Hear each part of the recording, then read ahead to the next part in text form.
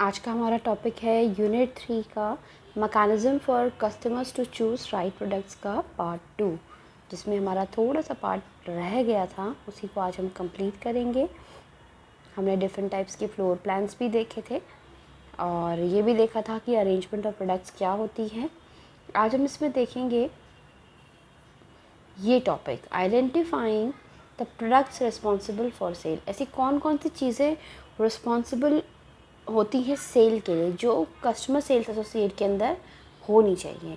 तो हम देखते हैं, आगे बढ़ते हैं। सबसे पहला है कि सेल्स एसोसिएट को फुल इन्फॉर्मेशन होनी चाहिए प्रोडक्ट की। जो प्रोडक्ट वो बेच रहा है उसे पूरी इन्फॉर्मेशन उस प्रोडक्ट की होनी चाहिए कि कौन सा प्रोडक्ट मेरे पास है और मैं क्या बेच रहा हूँ। अगर कस्टमर ने कोई क्वेश्चन पूछ लिया तो वो क्या जवाब देगा, है ना। तो ये सेल अफेक्ट करता है। अगर उसको जवाब नहीं पता होगा तो कस्टमर खाली हाथ जाएगा। The CSA must follow the instructions। Her store manager ने कुछ ना कुछ इंस्ट्रक्शंस दी होती हैं कि मैन्युफैक्चरर द्वारा ये इंस्ट्रक्शंस आई हैं, आपके पास जो जो प्रोडक्ट्स हैं, जहाँ से ये प्रोडक्ट्स आए उन्होंने ये इंस्ट्रक्शंस दिए हैं, इसको इस तरीके से चलाना, इस तरीके से यूज़ करना।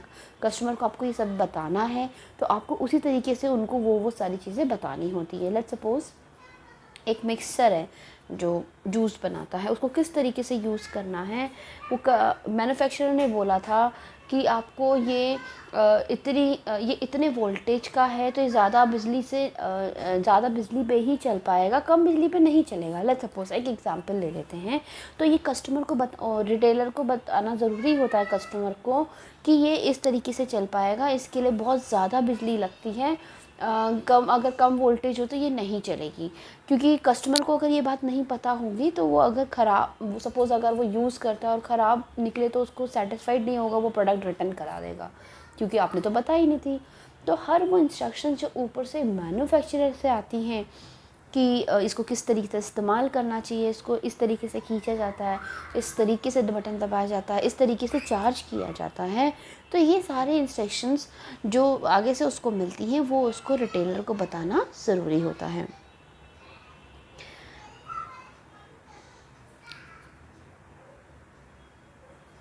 नेक्स्ट इसके अंदर हमारा है, यहाँ पे ये बोल रहा है कि CSA जो है रिस्पॉन्सिबल होता है आपका, जो उसको सेक्शन दिया जाता है, जो डिपार्टमेंट उसको दिया जाता है वो उसी का रिस्पॉन्सिबिलिटी लेता है। सपोज़ आपके एक बहुत बड़ा मॉल है, उसके अंदर बहुत सारे डिपार्टमेंट्स हैं, तो हर डिपार्टमेंट एक एक पर्सन को दिया जाएगा। तो उस डिपार्टमेंट के अंदर कोई चीज़ अगर खरीदी आती है, अंदर स्टोर के अंदर स्टॉक पे आती है और वो बिक के चली जाती है, तो वो आने से लेकर बिकने तक का सारा रिकॉर्ड उसके पास होनी चाहिए, सारी जानकारी उसके पास होनी चाहिए।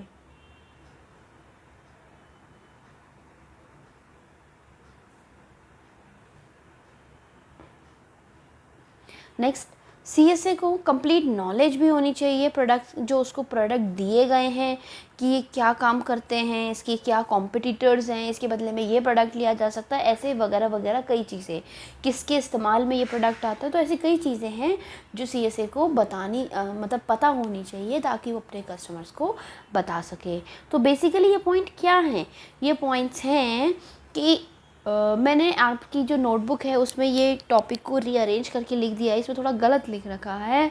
Points to be noted for CSA for sales, यानी कि सेल के लिए CSA को क्या क्या चीज़ों का ध्यान देना पड़ता है, क्या क्या चीज़ें ज़रूरी हैं जो CSA के से संबंधित हैं ताकि सही से सेल हो सके। तो ये इसका टॉपिक है, ठीक है। बाकी हम नेक्स्ट टॉपिक में पढ़ेंगे।